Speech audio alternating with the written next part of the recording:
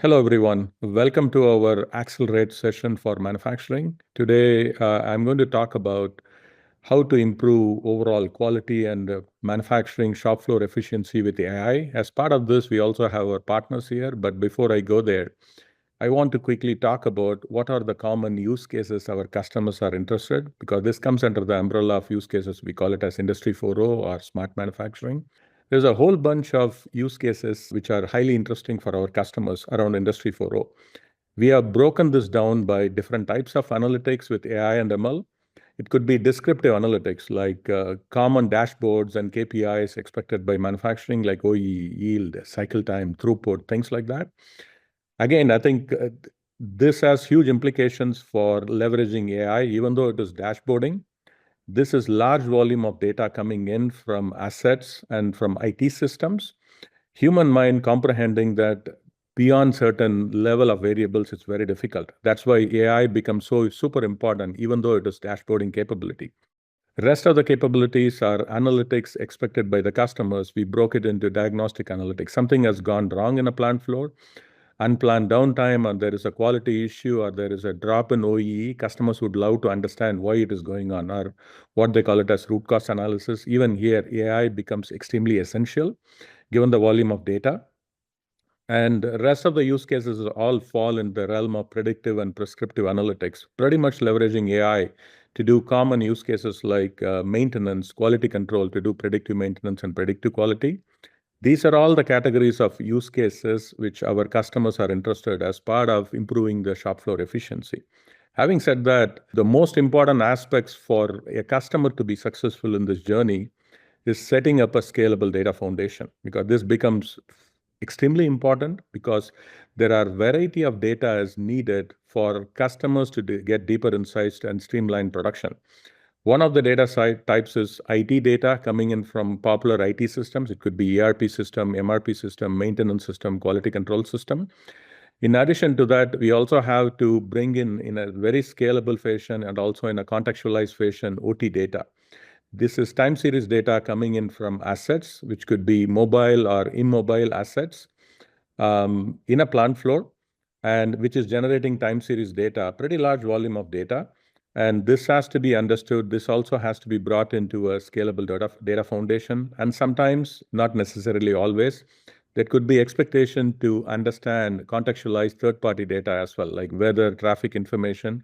For example, if you're trying to optimize energy within a plant floor, weather plays an important role. Understanding weather patterns becomes important. Same thing goes for streamlining inbound and outbound logistics, and traffic information becomes important from a transportation point of view. So these are all the common use cases the customers are interested in. Again, Snowflake as a data foundation can enable every one of it.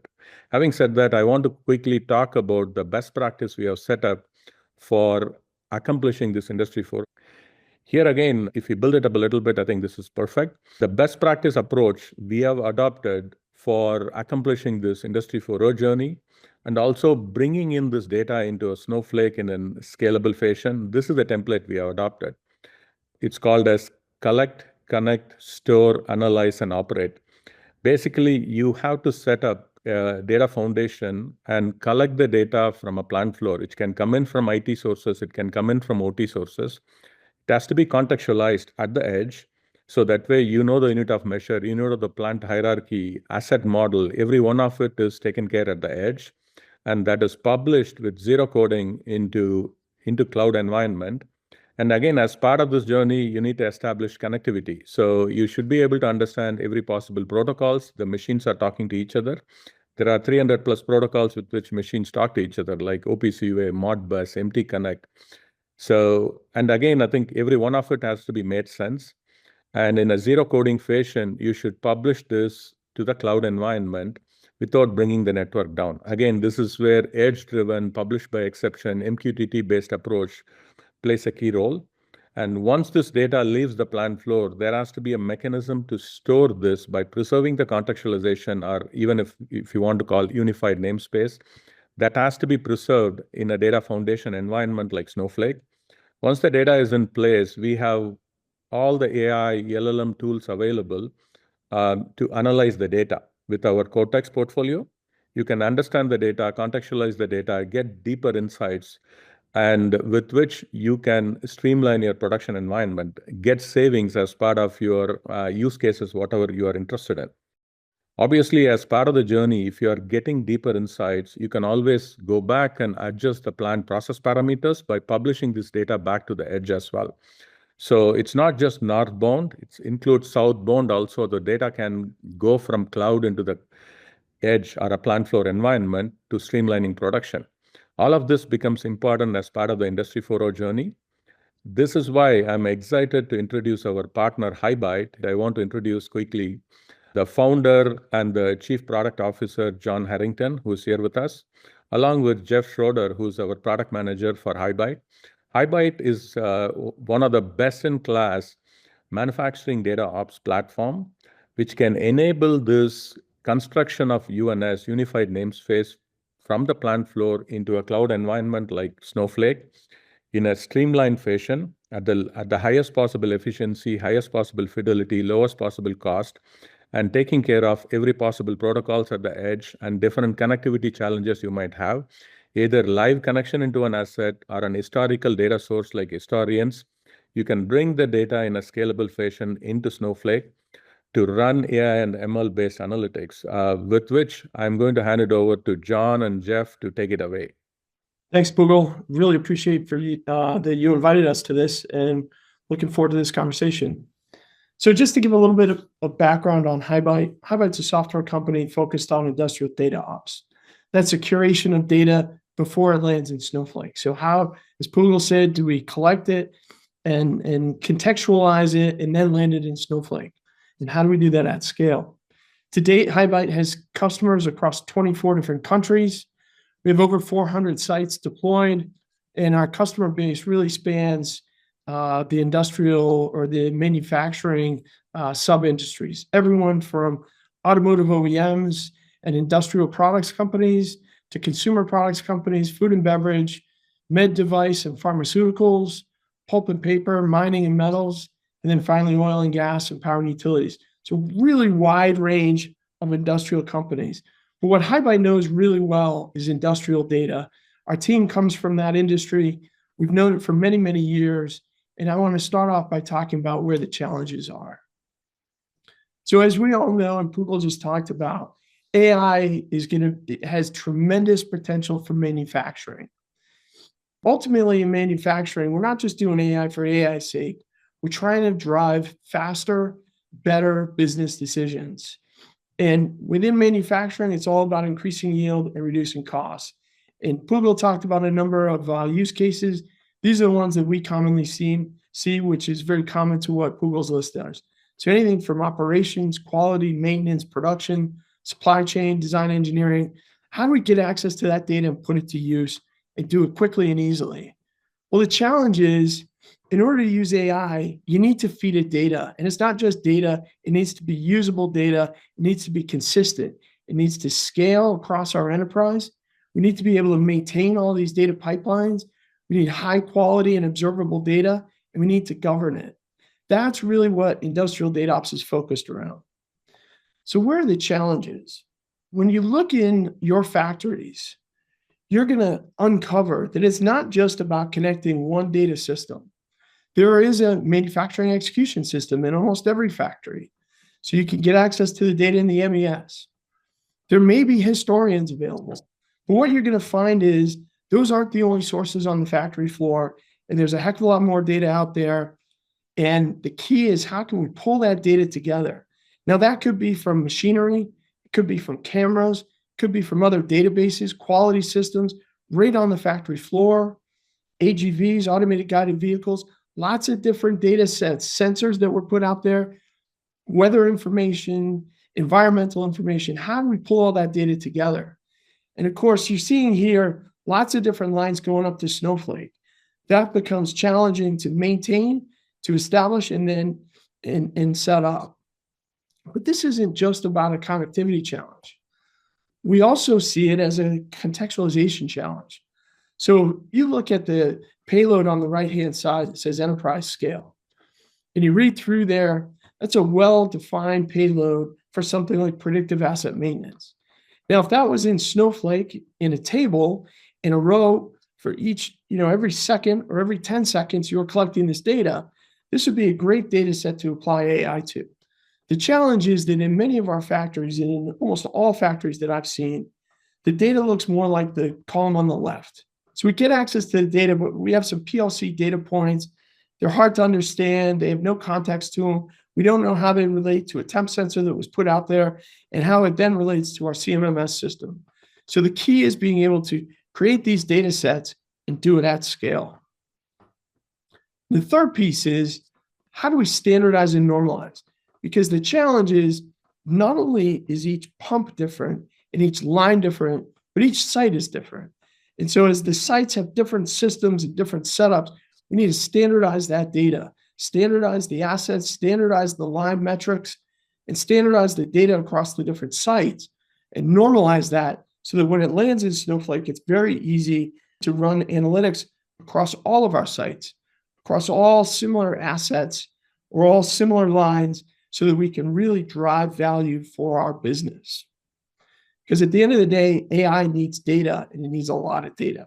The way that we do this is that HighByte has developed this software solution called the HighByte Intelligence Hub. And this is a data hub that usually runs on-premise. So it becomes your on-premise gateway of data from your on-premise tooling up into the Snowflake cloud.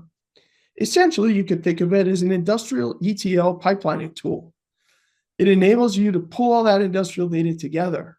We create standard data sets that we call models to create that abstraction layer so the data can be structured very differently in each pump, in each line, and across all your different sites. But we'll standardize that so that when it lands in the Snowflake tables, you get access to that table and can immediately put it to use. Now, we're able to get data not just from transactional real-time data, like the tag data on the devices, but we can also get time series historical data out of your historians like Pi System or IP21 or Honeywell PhD. We can also get data from your MES or your quality systems so that we can merge these data sets together and deliver a well-contextualized data set to the cloud. The solution was designed for both the OT and the IT personas. So it's an application. It's a low-code to no-code application. It enables you to make all these connections, define all these pipelines, which we'll show you in just a minute, and then move that data to Snowflake. Not only can we move it to Snowflake, but we can also pull it down from Snowflake. Now, when we get into, so if we zoom in on the solution, we're essentially building data pipelines. When we talk about data pipelines, though, we often tell people, start with the use case. How are you going to use this data? What frequency do you need the data? What data set do you need? And then we can go source the data from all your different systems. Could be files, could be databases, could be real-time data systems like MQTT or OPC. Bring that data together and then send it up and do any sort of data engineering within Intelligence Hub so that you get that data set within Snowflake and you can immediately put it to use. Not only can you build a set of pipelines, but we have a lot of utilities to enable you to scale this out, because that, at the end of the day, is the name of the game. It's not about building one pipeline or 5 pipelines. It's building 500 and then scaling it out to the 100 sites that you have, which a number of our customers are currently doing. So we have lots of utilities that enable companies to be able to scale the system out. We also have built a lot of tooling in the system to be able to be deployed by your IT team. So this is something that your enterprise IT team would want to build up and standardize, and then they can monitor it as a standard enterprise application. They can deploy it to the sites as a containerized solution. They can monitor it. They can make sure that they've got good governance, good controls over who has access to it. To look at this a different way with Snowflake, we're essentially pulling that data out of those edge systems, contextualizing it, and then moving it into Snowflake. At the same time, we have a number of customers who are pulling data out of Snowflake and moving it back into those edge systems to inform the operators or to inform the people that are the the management team that's using those edge systems to make their decisions. So not only can we move data into Snowflake, we can also query data out of Snowflake, whether it's insights from the AI or whether it's data that's already been landed in there, maybe from your ERP system. We can pull, say, SAP order data and then deliver that to the operators. Very easy to set up all these data pipelines. Now I'm going to turn it over to Jeff Schroeder, who's going to walk you through some demos to show you how you can set those up. Thanks, John. We are now in Intelligence Hub. Intelligence Hub is essentially a data engineering environment for industrial data. Right now, I have an active flow going to Snowflake. I can see that the status is healthy. I can see what my latency and run times are. I can investigate, what tables am I routing to. I can even play back what's happening here. I can see what payloads look like going into Snowflake here. But what I want to first do is start in Snowflake and take a look at the data that we're sending inside of here. So here I'm in a Snowflake worksheet here. I'm just going to do a simple query here of this data that I send in. If you look at this data that I send in here, it's pretty simple, right? It's actually incredibly raw, right? I'm grabbing raw tag data out of a PLC, right? I have a value here, right? I have some timestamp information. I could have some indication that the data was acquired in a healthy state, if you will, but there isn't really much context here, right? You can look at this data and you can say, this data is definitely not ready for business intelligence, and it's most definitely not ready for AI, right? There's no units of measure. We don't know where it's coming from. And to understand why this is, you have to kind of understand how industrial data comes to be within a factory. It's often originally set up for process control. So I think it's helpful for us to now work our way backward to say, how does data exist in the real world? Because enabling to get value out of industrial data, it's not simply just a simple integration project. It's not, it's also not lessons learned from traditional ETL in the IT realm doesn't apply here, because the data in the factory doesn't start as tabular. It's not coming from a data. It's often coming from highly specialized systems that might stick around for decades, right? We as consumers might be used to, getting a new phone or laptop every 3 to 5 years, or sometimes even more frequently. But that can easily be as long as the nodes in an industrial environment could be as long as every 30 to 50 years in many cases. So let's hop back into the Intelligence Hub and let's go ahead and take a look at what's going on here. So I'm going to go to a connection here, and we'll take a look at what data looks like in its raw form here. I'm using I pulled some metadata specifically out, but all the connections in Intelligence Hub, we can connect to the industrial control systems. So here I'm using a protocol called OPC-UA, and I have some metadata that's here. We can see this metadata is really only about the data acquisition. It's not telling us anything about the manufacturing process or the broader operational context around this thing, right? There are other sources of telemetry data, such as a SCADA system, right? So about half of our customers use Ignition as a MES, SCADA, or IoT platform. But in the case if it was strictly just used as maybe a SCADA system, right? The data is a little bit more contextualized here. We can consume structure here. We have units of measure, but this data is really only contextualize maybe for an operator monitoring a production process or a certain area of a plant. However, when we think of enterprise scale, we have to really model data to the needs of consumers, right? We need more maybe information than what just is required to run a process. We need to understand all the broader information that's necessary to run our operations. And there's not just telemetry data in a factory, right? There's also things like file data in many cases. So you could see here, I have a file system here, right? And this file system has no clear encoding inside of it, right? It's a base 64 string. We have no idea what it's parsed, right? So I could get a little bit more prescriptive here, and I could decode this, right? But still, even then, right? There's no headers. None of this data is labeled. How do I know that the 5th column is different than the 6th column, right? So if I were to take this data to Snowflake, right? Cortex AI is not going to be to do something useful with this, right? We essentially need to get data up to a base level of contextualization before we can do something useful with it. There are other sets of data within a factory as well, right? There's even MES systems. So on the shop floor, it's not uncommon to have database systems, right, that you might have, and you might need to do queries, right? You might need to look up a list of assets or something like that, right? And you do have tabular data sets. And finally, there's one more set of data that I'll just kind of quickly touch upon, is there's also historical data sets. So I might go into a historian here, and historians are interesting because data might be sampled at different rates. It may have started with the data that you're connecting to. You don't get to choose how it was sampled. You have to deal with it as is. So you might need to take the midpoint between measurements or when things were sampled, right? You might need to build sophisticated pipelines to be able to extract this data. So we now realize that like industrial data is pretty complicated. We have this complex landscape of different systems, right? And we have this data engineering problem, and it's very unique to the industrial world, and that's essentially industrial data ops. So far, I just kind of sent noisy telemetry data into Snowflake. But what if I wanted to kind of move beyond this and actually start to contextualize data and orient data to the needs of a consumer? That's where modeling comes in. So I'm going to hop in here to a model here, and I built a simple contextual model here. So a model is basically essentially a set of attributes, right? I could add anything. I could call this test info if I wanted to. I could remove this, right? But essentially, it's a set of primitives, right, that I built a data structure together. And this is pretty important here, right? I have some pressure information, but I'm also indicating it's a unit of measure. But I'm also, but it would be horrible if I, brought this data into Snowflake and I had maybe a Streamlit screen and I saw a peak, the pressure peaking or the temperature peaking. I had the unit of measure, that's pretty good. But what if I don't know why that's happening? Maybe that's influenced how I schedule my plant. Maybe that's influenced by my supply chain, how different suppliers send me data, or maybe I have a training issue, right?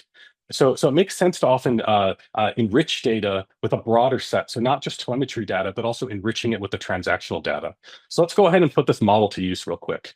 So here I've essentially taken an instance of a model. And what I've gone ahead is I've essentially mapped data sources into this data structure here. So it's as simple as just drag and drop, right?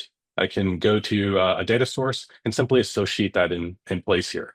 And one thing that's quite nice about Intelligence Hub is that even if you might be a data architect, right, you might have other members of your team that may are more focused on industrial control systems, as an example, right?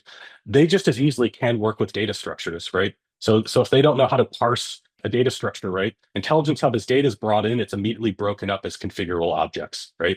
And then each step along the way, I can do test reads on the data. I have full visibility. I can see how long it's taken, right? So essentially what we've shown here is that all the attributes in red here were defined by my model. But this data may have came from a telemetry system. This may have didn't have a data source at all. So I just was able to inject that in. But maybe this work order came from SAP. Maybe this came from a warehouse management system. And maybe this came from an HCM system, right? So essentially I'm able to build standard data models and bring that in. So now that I've essentially enriched this data and it's sort of oriented to the access patterns of users that need to solve problems, let's go ahead and take a look in Snowflake here. So I'm going to do a simple query here now.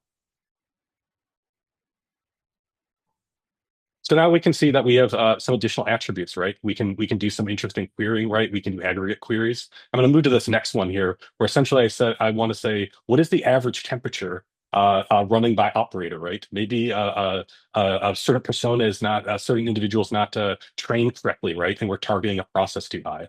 So now the data is a lot easier to work with. But this data does not strictly just have to be stranded into Snowflake. I could leverage all the wealth of the queries here, of Snowpark libraries, Cortex AI and everything. This just doesn't have to be stranded up in the cloud. I can also pull this data back down.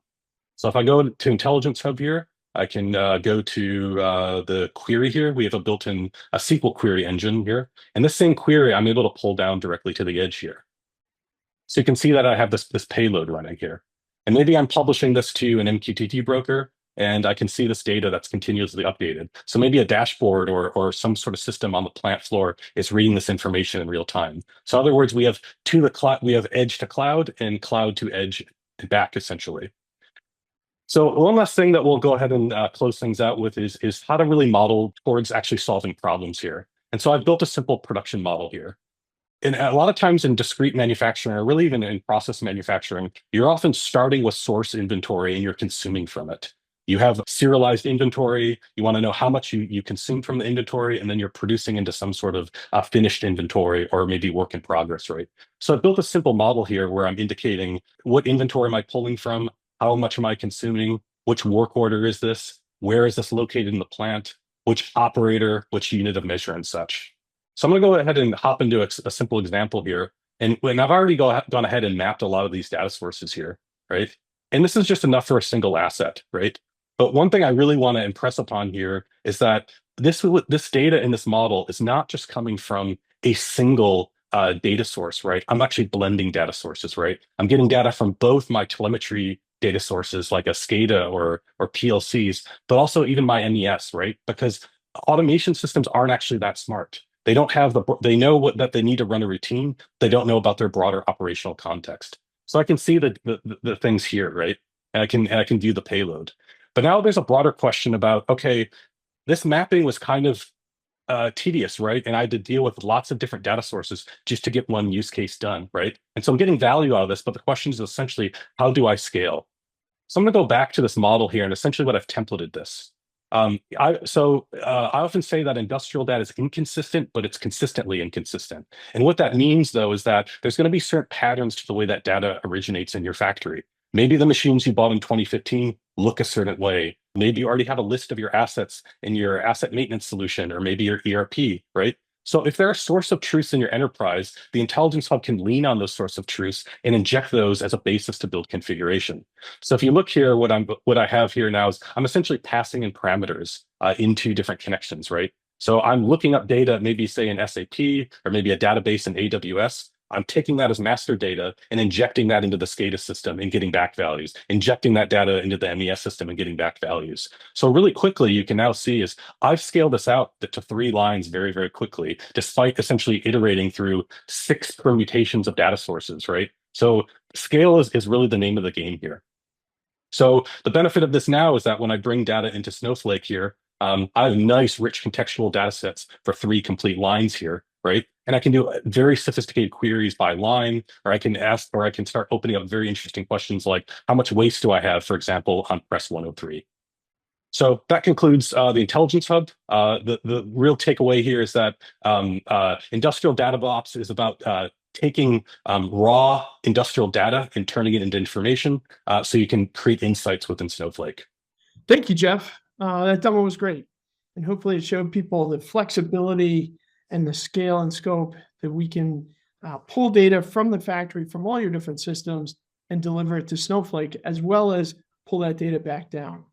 I'll finish off just by saying HighByte is a select partner with Snowflake. We have many customers that we're working with, existing customers, and many other companies that we're working with on how to drive their industrial data up into the Snowflake cloud so they can drive value. The biggest value that they see out of using a software solution like the HighByte Intelligence Hub with Snowflake is the speed. It's all about getting data very quickly, very easily, that's usable in Snowflake. It's also about the maintenance. So we hear people say that they can accelerate things by 10x, but maintaining it is significantly easier, because instead of having code here, there, and in many different systems and having a different persona, we now have the OT persona being involved in the solution where they can contextualize that data and land it. And if anything changes, both on the OT side or on the IT side, if there are new data needs, they can easily go in, update the system, and transfer the data up into Snowflake and update Snowflake. This gives you an agility that allows you to respond to the data needs that you have today and into the future. And like I said, we have many customers using the software, many customers with tens or hundreds of sites who've been able to standardize that data going to the cloud. This software was designed for that OT and IT persona to be able to deploy and work together. So it really merges the OT and the IT to drive business value. As you can see here, here's a great quote from our partner, Lindt Chocolate or Lindt Sprugly Chocolate. They're a big customer of ours. In fact, Pugal and I did a video that's available on the internet on YouTube, working with Jessica and talking with Jessica and how her great solution to drive higher quality chocolate out of their factories. Once again, I want to thank Snowflake for inviting us to participate in this event. And I want to thank you all for listening. Thanks, John and Jeff. That was an amazing presentation and a demo. And again, I think to wrap this up, cannot reiterate more on importance of data quality, more so in a manufacturing world. When customers says that quality is not good in manufacturing, what they mean by that is they don't have enough mechanisms to contextualize data, mainly from IT and OT sources. And these are not one or two different IT or OT sources. You are looking at hundreds, if not thousands of sources out there. Doing that at scale becomes critically important to contextualize the data between these various data parameters coming in from various sources, which Jeff demonstrated now, becomes super important for customers, Industry 4.0 and smart manufacturing journey to be successful. Because without this level of contextualization, with data coming in from IT and OT sources, it is very difficult for an AI project to be successful, whether it is Industry 4.0 or not. So that's the power of HighByte. This is an amazing partnership with so many wins and interested customers around the world. Looking forward to grow this further this year along with you guys. Thank you very much again.